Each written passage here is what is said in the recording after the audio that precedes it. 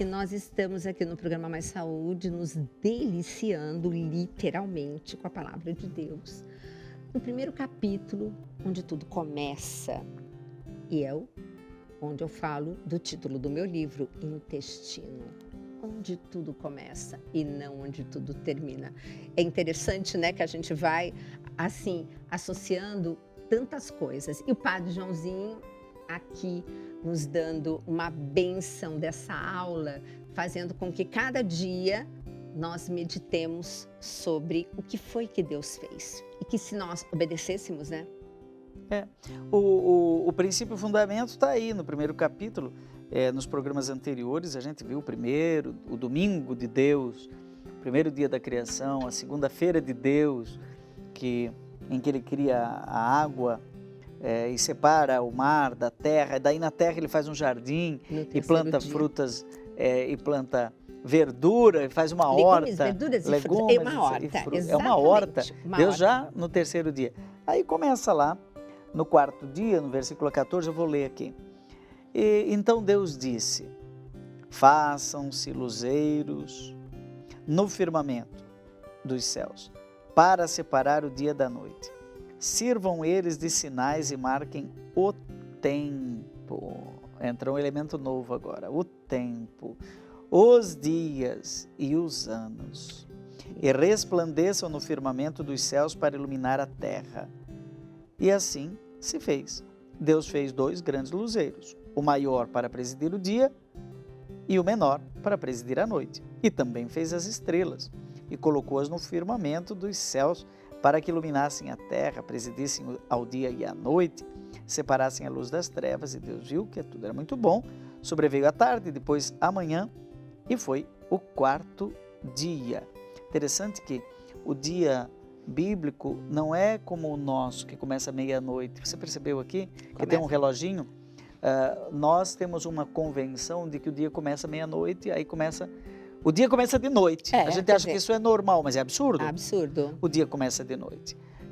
Na Bíblia e na liturgia também, o dia começa quando surge a lua. Então é a tarde. Olha. E depois, o dia começa e termina no entardecer. Tanto que nós celebramos a vigília pascal. Antes da Páscoa, Jesus ressuscita na madrugada de domingo. Então, o dia litúrgico ele vai da véspera até a véspera. Isso foi um problema na vida da minha mãe, porque a minha avó sempre quis ter uma filha chamada Maria da Glória, nascida no dia 15 de agosto. E ela calculou para que nascesse nesse dia. E acontece que ela começou a sentir as dores de parto no dia 14. Ai, meu Deus. E foi segurando até pertinho da meia-noite, e a menina, muito apressada, minha mãe apressada, nasceu. Quando ela voltou, foi parto normal, quando ela voltou, perguntou para o meu avô, que chamava João, por isso meu nome é João: João, que hora a Glorinha nasceu? Ela nasceu 15 para meia-noite. Não, ela disse: então faz favor, João, vai no cartório para registrar ela no dia 15. Ele falou: já registrei no dia 14. A minha avó nunca contou, minha mãe sempre achou que tinha nascido no dia 15, festejava aniversário, até hoje festeja aniversário no dia 15, até que um dia ela descobriu, lá olhando o documento, que tinha nascido no dia 14, ficou frustrada. E esse ano é interessante que o dia 14 cai no domingo, então não pode ter véspera solene, porque 14 já é 15. Liturgicamente, porque é à tarde e amanhã. Ela não tinha lido o primeiro capítulo da Bíblia. Aí um dia teve um filho teólogo, eu cheguei: mãe, mas a mãe nasceu na Assunção, só que foi na vigília, que é lindo, nasceu no entardecer, na noite, né? Agora é interessante que Deus cria, ele nem fala sol, não é? Ele fala um luzeiro. Tem uma ironia aqui, sabe, Gisela? Uma ironia do poeta. Porque imagina, ele estava lá na Babilônia, onde se cultuava o Deus Sol, não é? E eles tinham o Deus Criador, não é? E aí o poeta diz assim: Deus cria a luz, que vem de Deus, a luz vem de Deus, e o Sol? O Sol é uma lampadinha, é um luzeiro, e tem outra lampadinha da noite, que é a lua. São 2 abajures que Deus criou aí, como que para dizer: A luz mesmo vem de Deus. de Deus. E o sol é um reflexo da luz de Deus. Ou seja, aquilo que é vida não vem necessariamente só do sol como energia vital, mas de Deus. Então Deus é a verdadeira luz. Jesus disse, né? Eu sou a luz do mundo.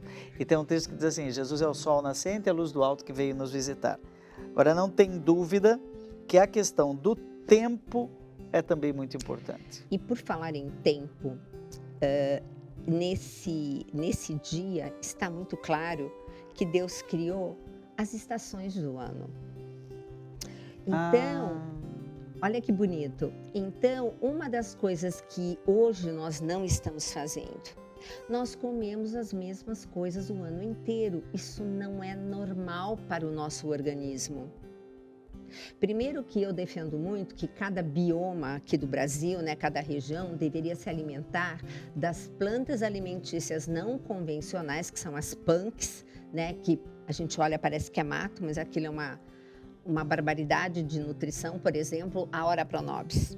Sim. É uma punk, que é uma planta alimentícia não convencional. Padre, ela é considerada a carne vegetal. 100 gramas de Ora Pronobis, que depois quando a gente refoga, ela dá plenamente para nós comermos 50 gramas no almoço e 50 gramas no jantar, ela equivale a carne normal aí, bovina, por exemplo, inclusive no ferro, porque o grande problema do vegetal é a biodisponibilidade de ferro. Mas isso para dizer que cada local tem que comer aquilo que está sendo produzido naquele solo, para aquele momento, porque é para aquelas necessidades. Deixa eu fazer uma outra pergunta. O nosso tempo é super limitado. Vamos ter que fazer muitos programas desse tipo. É a questão do fast food, né? É comer rápido, né? E aí já come com um refrigerante, sei lá, qualquer coisa que vai digerir, empurrar. Essa questão do tempo da alimentação, tempo da mastigação. E eu vivi na Itália, né? Num tempo em que o nosso almoço durava 1 hora. Quando eu cheguei lá, eu não sabia mais o que fazer, porque em 10 minutos eu tinha comido. Eu tinha comido todo o almoço. E aí o italiano ainda conversava. E era proibido sair antes de 1 hora. O reitor rezava a oração no final. Olha... Né? Eu não sei se continua assim, né? Também na Itália tem seu fast food, mas como é que é? O europeu, ele ainda procura preservar certas coisas assim. Por exemplo, por que nós temos tanto problema com a farinha de trigo nossa aqui? Porque o trigo pan-americano, ele sofreu um melhoramento genético. O melhoramento genético a natureza faz sozinha, mas pimenta adora trocar material genético. Mas é assim, eu tenho uma pimenteira aqui, outra aqui, as duas conversam, sai uma terceira, mas é uma vizinha da outra. Se vocês assistirem um documentário que até foi feito com meus professores nos Estados Unidos, lá do Instituto de Medicina Funcional, vocês vão assistir a verdade sobre o trigo e vão entender que quando o homem põe a mão, eu lembro sempre do Padre Léo, porque o encardido está por perto. E aí vocês vão entender por que o trigo pan-americano, quando você come, faz tão mal. Por que eu vou para a Europa, eu como pão e não passo mal? Primeiro, o trigo não foi modificado, não tem 20 vezes mais glúten. Segundo, eles respeitam o tempo de fermentação de 24 horas. O que virou chique, pão quente, gente, isso não é natural. O pão tem que amadurecer, ele tem que fazer aquele levantamento, aquela fermentação, porque naquela fermentação, o que está ocorrendo? A quebra do glúten. Tudo tem seu tempo. Tudo tem seu tempo. Aliás, o Eclesiástico vai dizer, tudo tem um tempo nessa vida, né? Pois é. E o nosso programa, infelizmente, tem o tempo também. Mas Deus viu que tudo era bom.